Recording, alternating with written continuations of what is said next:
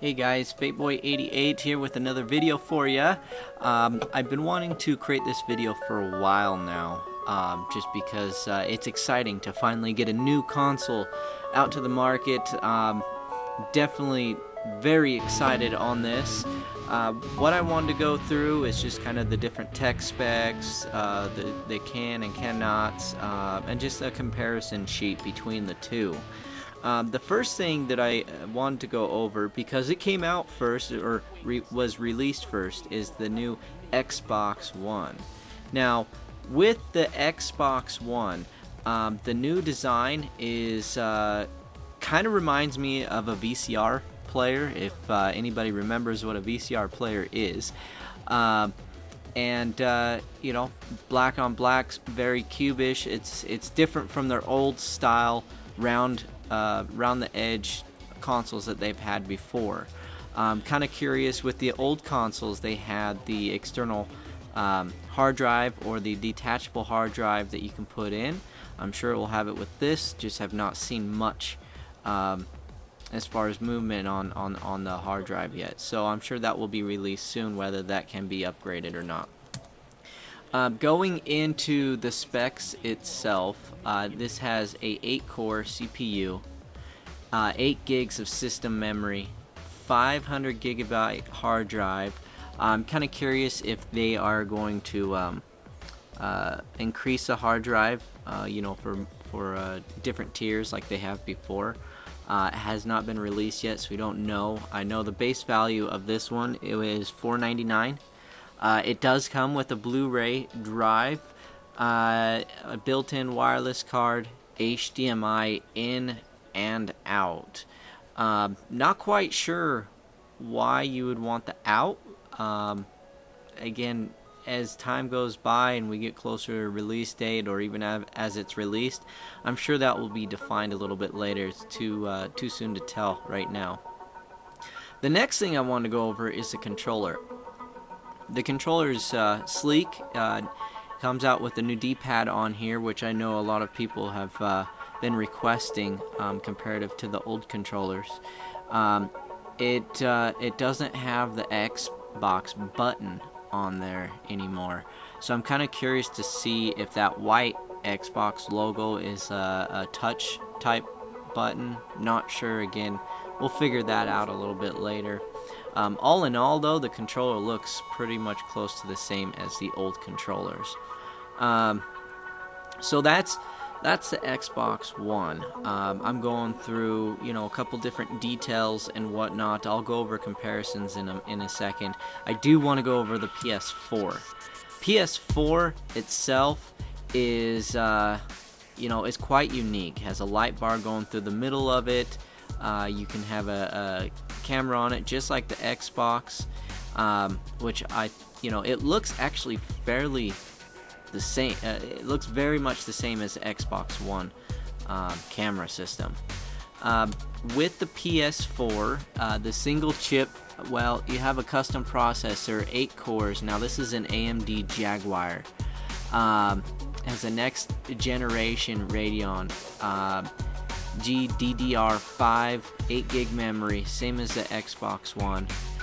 The hard drive is built in. Now they said that this can be replaceable, increased hard drive. Then you have your optical drive. Obviously there's a Blu-ray in there. You have the DVD read-only. Then the I/O, you have the super speed USB 3.0. The most recent. With the communications, you have the Ethernet, built-in wireless, Bluetooth. I mean, these are all common stuff that was in the PlayStation 3. Then you have your AV output, where you have the HDMI, the analog AV for your old style, yellow, white, red connections, and then you have your digital output as well for the optical. With the controllers, it looks like, I mean, they completely redone the controllers. There's no more start, there's no more select. It looks like that they kind of went with the style of how the Xbox 360 did when it comes to, you know, plugging in a headset at the bottom, which I actually like that feature. There's also a touchpad on the PlayStation controller. Now, I'm not quite sure what you would use this for. I'm sure they'll have games come out where you can use it. It is the new Axis 4 controller, so more movement. Again, games will be specific for that Axis 4 type controller scenario. Comparing the two controllers, obviously Xbox One, as the Xbox 360, the controllers looks like they're a little bit bigger than the PlayStation 4. Honestly, I like the PlayStation 4 style controllers, but the Xbox One controllers, I have both systems with Xbox 360 and PS3, and I think the Xbox 360 controllers fit the hand a little bit better. It's a little bit more comfortable. But then again, the PlayStation 3 controllers, they're lightweight. The toggles, I like how they're both at the bottom rather than one at the bottom, one at the top. Let's compare the specs, shall we? So the PlayStation 4, they're beating the Xbox in price of $399, about $100 less. You have a hard drive of 500 gigs for both systems. Now, as we get closer to the holiday season, I really think that they'll tier this up for different size hard drives. We'll see. I know a lot of this stuff is out in the cloud with the system, so we'll kind of see how that pans out. Now, the motion control, the PlayStation 4 doesn't have the Kinect capabilities. Xbox One really moves off the Kinect. It is a mandatory thing with the Xbox One. They both have Blu-ray players. They both have the 8-core CPUs, 8 gigs of DDR. Well, the PS4 has a DDR5, which is a little bit faster than the Xbox One's 8 gig DDR3. They both have the 3.0 USBs, wireless N. They both have the gigabit Ethernet, HDMI. Now PS4 has the HDMI out. Xbox One has the in and out, and again, I'm not sure how that's gonna work, but I'm assuming because it is that all-in-one, you can connect it into, I don't know, another TV. I'm just guessing here. The PS4 plays older games, which is nice. Now, this might need to be updated because I think I just heard an update today that it does not. But for now, let's just say it does. With the Xbox One, it does not. With the Xbox One, you need to check in online consistently to the internet every 24 hours. If not, it's not going to allow you to do anything, even a campaign on a game. PS4, you don't need to do that. You can play offline. It doesn't matter.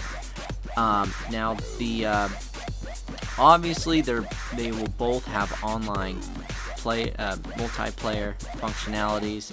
PlayStation has its Plus, and then the Xbox has its live subscriptions. With the Xbox only titles, it looks like there's only a few. Below Crimson Dragon, Dead Rising 3, D4, Forza Motorsports, Halo. There's only a select handful. Now, when it comes to the PS4, there's a ton. Now, you can pause this here, look through all of them, whatever you want to do, but there is a ton. So, now, my side, I'm probably going to pre-order the PS4 just because of the fact that there is, you can buy used games, you can sell used games, you don't have to be on the internet to play on the system. If we bring it over to my next screen here, it will show there are mandatory check-ins for the Xbox One. There's no gaming if you're offline for 24 hours. You cannot lend your games, you cannot sell your games, and you cannot play used games. There is that mandatory Kinect that you have to use or the system will not run. And again, there is that gold subscription that needs to be purchased even to get on Netflix now. I know with the 360 you didn't have to do that. There was a way to get around it. Pricing, $4.99 for the Xbox One. PS3, there's no online checks, no 24-hour suicide checks, no restrictions on lending. You can sell your games. There's no restrictions on used games, so you don't have to worry about it not working on your system. There is no mandatory camera. It's either you want it or you don't. It's up to you at that point, which is what I like. And there's no extra charge to go on Netflix that you're already being charged monthly for. It's $100 less, $3.99. You know, the comparison in the hardware is fairly similar. With the higher RAM that the PS4 has, and because it's going with the Jaguar 8-core, I believe the graphics on the PlayStation 4 are going to be a lot better, or more games are going to be developed now on the PS4 rather than the Xbox One. Let me know what you guys think. This took a little bit of time to put together. If you liked it, hit the like button, subscribe if you have not already. Appreciate the views. Let me know what you guys want to see, and I'll be more than happy to make the video for you.